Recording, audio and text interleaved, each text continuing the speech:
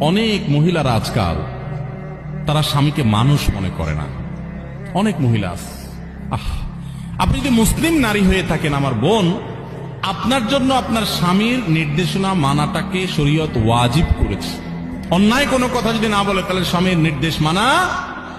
যে মহিলা স্বামীকে অভিভাবক হিসাবে স্বীকার করবে না, শ্রদ্ধা করবে না, সম্মান করবে না, কথায় কথায় তর্ক করবে। অনেক মহিলা আছে পর্দা করে, বোরকা পরে, নামাজ পড়ে, কিন্তু সব করতে রাজি আছে, মাগার স্বামীকে শ্রদ্ধা করতে রাজি না। স্বামীর সকালে এক কথা, বিকালে এক কথা, তর্কাতর্কি, বেয়াদবি, এগুলো এখন কমন একটা ব্যাপার হয়ে গেছে কিয়ামতের আলামত। অনেক দিনদার, অনেক তাহাজ্জুদ গুজার মহিলা আছে, ভালো করে পর্দা করে মহিলা আছে, কিন্তু স্বামীর সাথে কথা কথা তর্ক, ঝগড়া, পাত্তা না দেওয়া, বেয়াদবি করা।